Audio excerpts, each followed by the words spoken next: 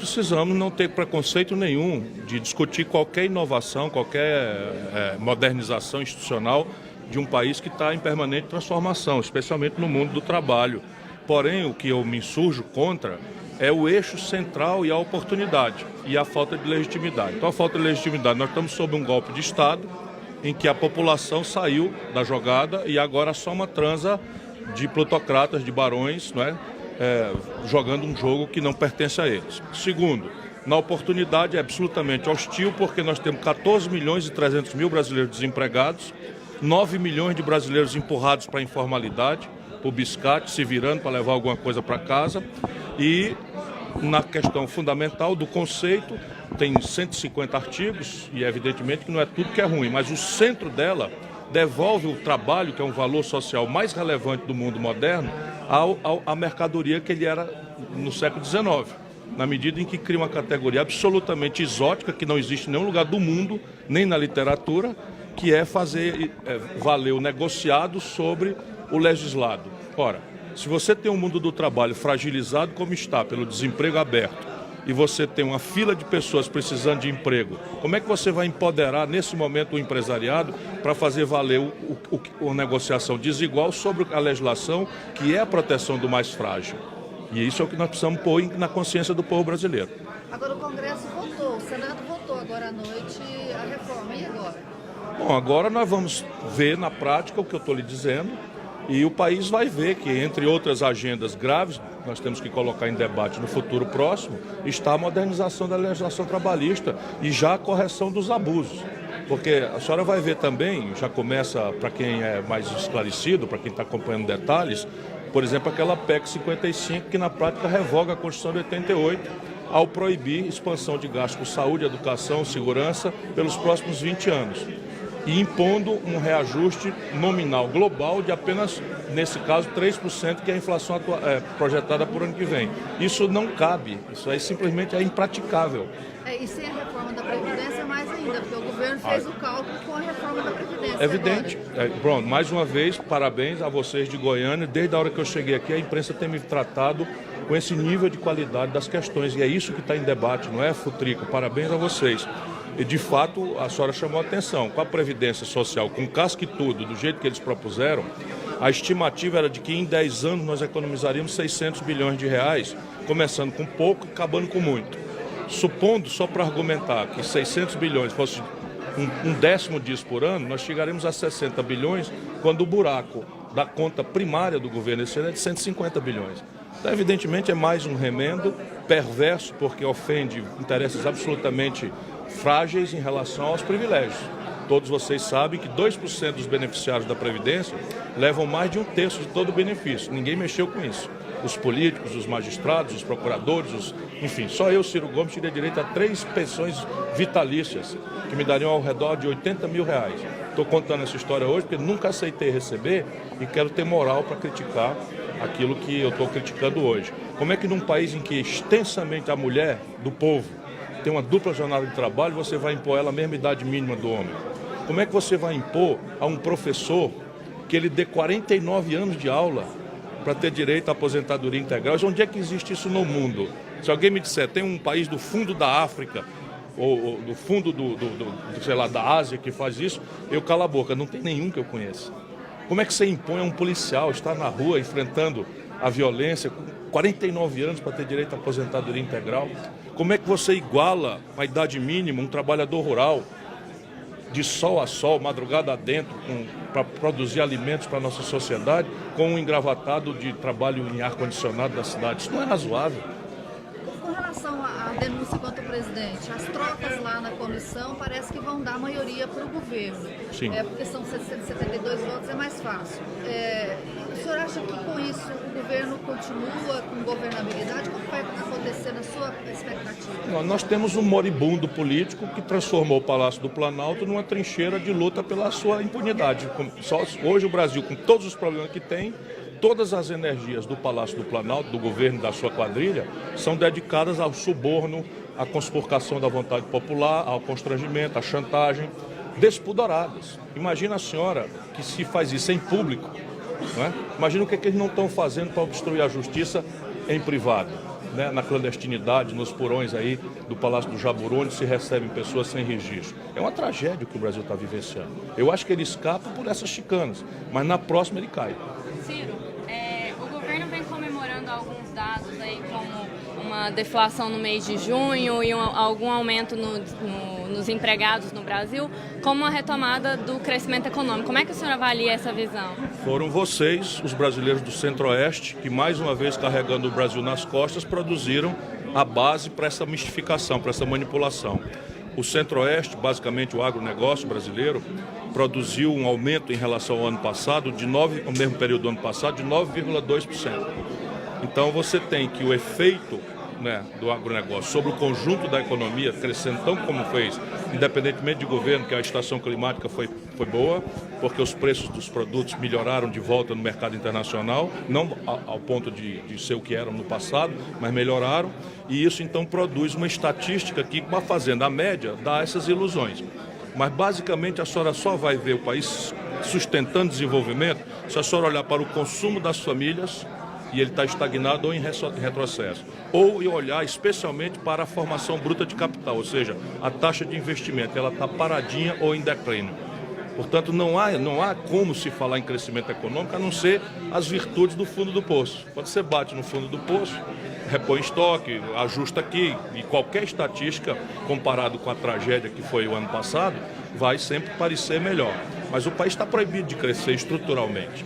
O déficit fiscal está aloprando, né? A taxa de juros no Brasil, criminosamente, numa hora em que a inflação, veja bem, está negativa. Na hora que o mundo está praticando taxas de juros negativas, o Brasil está com a maior taxa de juros real do mundo. Só para transferir renda de quem trabalha e produz para quem especula no mercado financeiro. Então isso, enfim... Lamento, eu também gostaria, porque o povo precisa do trabalho, precisa do emprego, desesperadamente. O governo Temer apontou a reforma trabalhista e a da Previdência como duas das principais para retomar o crescimento no país.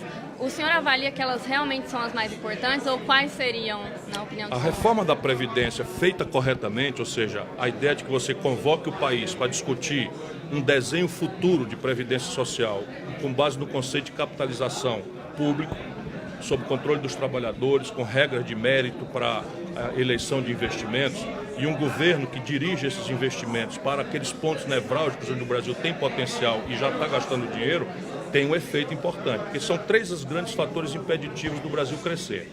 O primeiro é o colapso do passivo das empresas. As empresas privadas brasileiras, de tanto serem machucadas pelo juro alto, estão simplesmente com zero potencial de investimento. O segundo é o colapso das finanças públicas. Há 17 estados brasileiros hoje quebrados, simplesmente não estão dando conta de pagar a folha de pagamento. E depois você tem o desequilíbrio estrutural nas contas do Brasil com o estrangeiro. Como o nosso modo de vida moderno é referido a um consumo global, celulares, microfones, fibras, química fina, meios de diagnóstico médico, isso tudo é importado. 80% do valor de um carro parado aí fora, importados. E o Brasil está pagando a conta com produtos de baixo valor agregado, basicamente agronegócio e mineração. E essa conta não fecha. Se o Brasil não tiver de novo uma estratégia, uma política industrial que interrompa a desindustrialização e retome um ciclo acelerado de nova industrialização para o país, não há como se falar em crescimento. Então o senhor defende que haja alguma reforma da Previdência? Ah, claro. Todo mundo que presta atenção no assunto compreende a necessidade de pôr em debate isso. O problema é a malversação da manchete, né, do tema. O tema é absolutamente candente no mundo inteiro. Por quê? Porque a demografia está mudando. Nós estamos, como sociedade, envelhecendo. O Brasil ainda tem um hiato demográfico aí de uns 10, 15 anos que nos permite fazer essa discussão sem atropelo. Mas o que está acontecendo na prática no Brasil? O que está acontecendo na prática no Brasil é que os empresários, na empresa, pagam os juros mais exorbitantes do mundo. Mas no pessoa física, ao extraírem qualquer excedente, bota essa montanha de dinheiro no juro. Então eles ficam paralisados na denúncia do que é de fato importante e tendem a estressar e a exigir do mundo político que estressem os outros custos da produção. O custo do salário, o custo da previdência e o custo tributário, que é com que a gente paga a saúde do povo. O senhor será mesmo candidato em 2018, deve ser candidato em 2018. O senhor será mesmo que o Lula seja ou não?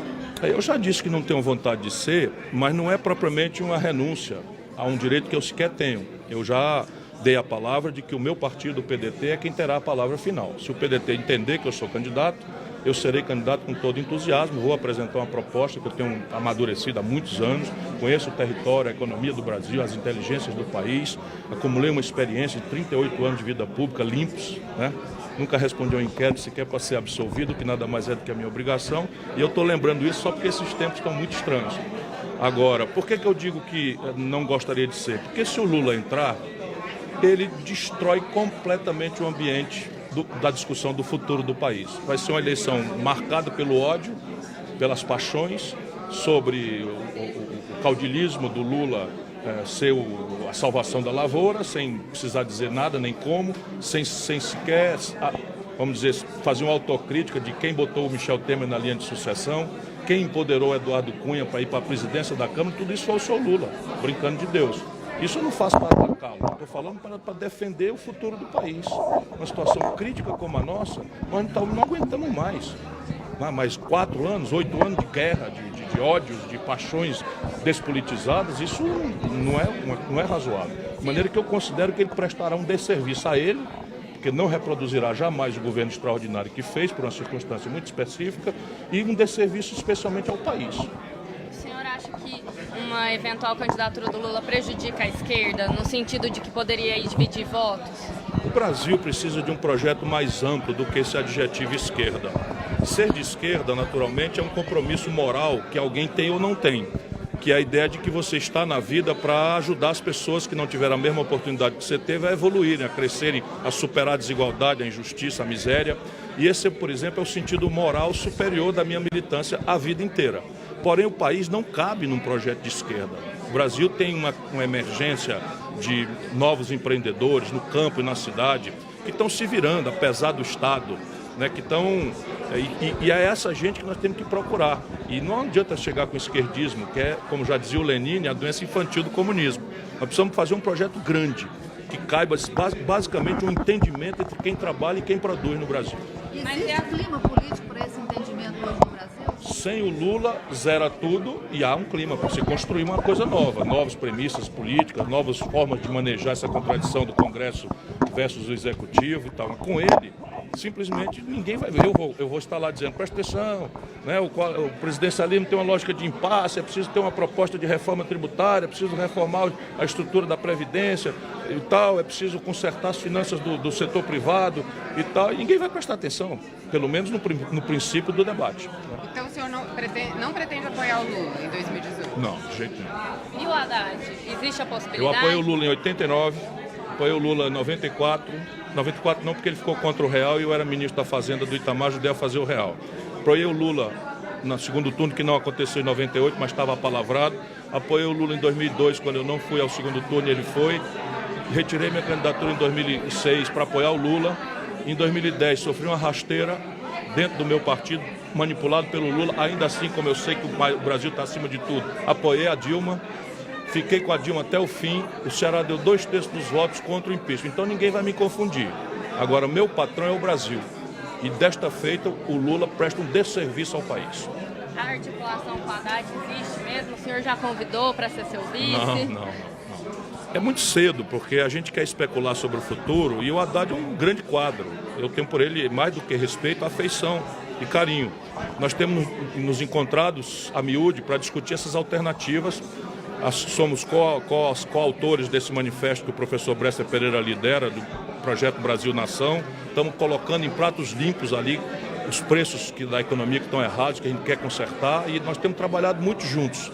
Agora, se isso vai ou não virar uma chapa, eu duvido, porque a natureza do PT é a natureza do escorpião, né? Sabe da fábula? Ministro, hoje o Brasil tem quase 17 mil sindicatos. O senhor está aqui a convite do CSB. Qual a leitura que o senhor faz dessa quantidade de sindicatos que tem no Brasil hoje? Veja, todo país que passa por um processo autoritário, hiperconcentrador, que criminaliza a organização política, ao redemocratizar, ele vai pro oposto. Agora, a gente tem que persistir nisso, porque só sobreviverão aqueles que tiverem legitimidade, representatividade, e isso é uma coisa que a gente tem que deixar as coisas acontecerem naturalmente. Por exemplo, por que se faz uma condenação a pequenos partidos? Pela mesma razão. Então o Brasil tem 34 partidos representados. Ora, a França acabou de ter uma eleição, a velha França, né, e apresentou 12 candidatos à presidência da República. Isso não é típico, é típico do momento francês agora, e as instituições francesas são permeáveis, né, e a tradição democrática de milênio quase, né, vai garantindo que a prática que vai, pela força do povo, no caso dos sindicatos, pela força da legitimidade, né? A Central dos Sindicatos do Brasil nasce com uma força muito grande, porque ela já nasce criticando, sem precisar falar nada, a cooptação dos sindicatos por partidos políticos, a corrupção de certas estruturas sindicais. E o Neto tem uma experiência muito grande, já viu isso tudo por dentro, passou mal bocado na ditadura e permaneceu fiel à classe trabalhadora. Acho que eles têm um grande futuro. O Brasil de hoje, ministro, vive basicamente uma economia com base na commodity. O senhor, logicamente, é um pré-candidato, já disputou por 2 vezes. O senhor teria a dizer hoje sobre a planta tecnológica do Brasil para enfrentar os novos desafios que... Isso não acontecerá pelo espontaneísmo individualista do mercado. E isso é essencial. Eu tenho uma afeição, um respeito extraordinário. Eu sei a importância estratégica do agronegócio e da mineração para o Brasil e vivo nos debates provocando. Aqueles que querem ser presidente da República vivem satanizando, mal falando, né? Desrespeitando os brasileiros que trabalham nisso, a pretextos, né, que pegam exceções ruins e generalizam para o conjunto, que não é verdade. Eu já conheço uma agricultura de precisão extraordinária, já conheço relações moderníssimas aqui em Goiás, em Lucas do Rio Verde, ali na região de Lucas do Rio Verde, no Mato Grosso. Enfim, conheço o Brasil profundamente, com intimidade, né? Agora, isto não paga a nossa conta, porque nosso modo de viver moderno, volto a dizer, é eletrônico, é microeletrônico, depende de satélite, depende de telecomunicações, depende de química fina, sofisticada. Isso tudo tem a ver com uma base tecnológica que não será transferida para o Brasil se nós tivermos essa passividade como estamos tendo hoje. Sim, os partidos estão divididos e muitos estão sem rumo. Como construir uma candidatura à presidência nesse ambiente? Eu acho que nós devíamos explorar no limite máximo a sabedoria teórica do sistema de 2 turnos. O sistema de 2 turnos é exatamente para isso, para países que têm uma fratura muito grande, e o Brasil necessariamente precisa saber que é um país fraturado. Nós somos únicos, né? Nos amamos como brasileiros, nos reconhecemos como irmãos, mas uma coisa é o fundo da Amazônia, outra coisa é o semiárido nordestino, outra coisa é essa extraordinária, né, cerrado do centro-oeste, outra coisa são os pampas gaúchos e todos os nossos sotaques e peculiaridades culturais. Isso acaba refletindo na política. Então é preciso ter paciência e entregar aquele único mediador que merece respeito, e é ele o único que pode punir aquele e beneficiar aquele outro, que é o nosso povo. Mas já subtraíram do povo em menos 27 anos, o restinho de democracia que nós tínhamos. Mas na prática, você tem umas alianças, PSDB, PMDB estão conversando, estão se dividindo. Eu, por exemplo, se for presidente do Brasil, eu começarei fazendo história, porque eu garanto ao senhor, e à presença dos seus colegas todos aqui, que o PMDB me fará oposição. Não desse tamanho, porque eu vou partir para cima para destruí-los. Vou apontar o caminho da roça, da cadeia para aquela banda quadrilha e vou chamar para outra conversa essa outra gente que ainda tem respeitabilidade. Isso é o que tem que ser feito no Brasil. Como você faria? A aliança é fazendo política, denunciando ao invés de conciliando. Chama o povo na jogada. Você imagina, se alguém chegar e me propor nomear um camarada para Petrobras com a finalidade de roubar, ele sai dali algemado em flagrante, como é a obrigação de qualquer autoridade. Só o Michel Temer recebe um bandido como esses batistas, na calada da madrugada, no Palácio do Jaburu, sem registro, houve uma conversa porca daquela e não toma providência nenhuma. Por quê? Porque é sócio. E como é que você vai construir a governabilidade numa situação dessa? Não, primeiro o seguinte, se eu for eleito, a mudança acontecerá também no parlamento, porque sempre aconteceu com todos. Até aqueles despolitizados, como Collor, chegaram ao poder com esmagadoras maiorias, embora despolitizadas, inorgânicas. Eu sou do ramo, eu conheço esse jogo, não é? Já governei, já fui deputado de oposição, já fui deputado líder de governo, já fui deputado federal, já fui ministro da Fazenda, já fui ministro da Integração Nacional, sou parlamentarista, respeito o parlamento, já fui o deputado federal mais votado do Brasil, conheço essa gente toda. E sei como separar o joio do trigo, privilegiando, porque o Congresso é mais ou menos assim, sendo um resumo muito simplificador de uma coisa que é mais complexa. Um terço é de gente muito séria, bem intencionada, que tem espírito público. O outro terço é de bandidos. É lamentável, um terço de bandido. E o outro terço é, digamos assim, mestiço. Se o governo, que quem faz a corrupção é o executivo, não é o parlamento. Eles são agentes da corrupção, mas a corrupção é no executivo. Então, se o executivo privilegia o lado podre, esse meio de campo aqui encosta todo lado, porque essa é a linguagem da sobrevivência. É o centrão de hoje. Não generalizemos, não é? Não generalizemos, mas é assim que eu vejo. E vejo por dentro, eu conheço bem, conheço as pessoas, conheço o nome deles, então, assim, o filho do Nilton Cardoso, que é, enfim, entendeu? Tudo de ruim. Aí tem o Jabas Vasconcelos, que é um cara respeitabilíssimo, do mesmo partido. Então não é tão simples assim, mas se você prestigia o outro terço, e em qualquer circunstância é preciso manter o povo na jogada. Porque o que desfaz essas maiorias é a contradição entre a promessa superficial de véspera de eleição e uma realidade contraditória na sequência. E aí o governo fica preso dos lobbies e grupos de pressão em Brasília que explodem dentro do Congresso. Se você mantém vivo o povo, os nexos, as relações que se estabeleceram, e você consegue mitigar muito essa coisa. E em qualquer circunstância, em 2 ou 3 assuntos, e apenas em 2 ou 3, é preciso convocar diretamente o povo para votar. Plebiscitos e referendos, como previsto na Constituição. O senhor acha que é preciso fazer uma reforma política para que haja essas condições melhores de governabilidade? É, porque eu não vou colidir com o senso comum, mas há uma ilusão entre todos nós, especialmente entre o despotismo esclarecido da elite branca brasileira, de que há uma engenhoca qualquer na lei, um jeitão aí de fazer as coisas, que cura nossas contradições de baixo treinamento cidadão. E não há esse engenhoca. Relação de dinheiro e política, ou você tem financiamento público, ou misto ou privado. Não tem, então, variedade. E aí que começa o nó a torcer o rabo, o porco a torcer o nó do rabo. Depois você tem um problema que é, passadas as eleições, no presidencialismo, o eleitor vai para casa e espera 4 anos. Você pode introduzir, junto com o plebiscito e referendo, um referendo reverso, ou seja, o recall, que eu defendo. Né? Mas esse recall que foi incluído agora, o Tupiniquim lá? Não, é preciso não deixar corromper as boas ideias que o mundo experimenta, né? Porque nós temos mania de fazer isso também. Mas repare, eu topo trabalhar em qualquer cenário institucional da política. Por quê? Porque eu sei que o problema não é esse. Eu era deputado federal quando o parlamento alemão mandou uma delegação ao Brasil, e como eu sou dublê de político e acadêmico, etc., eu fui lá escalado para conversar com eles. E eles vieram observar aqui como é que era o nosso modelo. Eles têm o distrital misto. E o distrital misto lá produziu um parlamento que não se renova. A média de idade já passa de 70 anos e não se renova. E o Brasil tem a maior taxa de renovação entre todos os parlamentos do mundo. Então eles vieram, será que nós precisamos copiar o modelo brasileiro de sistema proporcional, etc. Ou seja, tudo é bom e tudo é ruim, dependendo, né, de como o cidadão exercita sua relação com o seu representante. Só uma pergunta. Recentemente o presidente do BNDES disse que o banco vai fazer 6 anos em 6 meses. Como que o senhor vê essa declaração? Eu acho muito bom, mas é uma contradição absoluta com a política que está sendo comandada pelo chefe dele, que é o presidente da República, e o Ministério da Fazenda. Toda a roxa que está acontecendo no Brasil é para contrair crédito dramaticamente.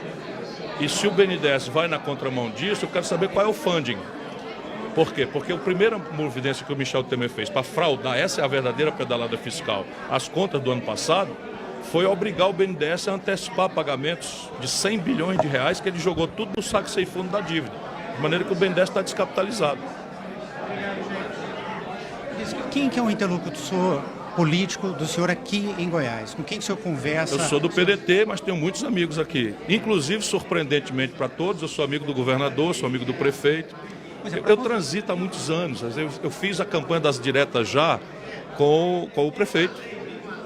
Eu conheço o Marconi Perillo há muitos anos mesmo.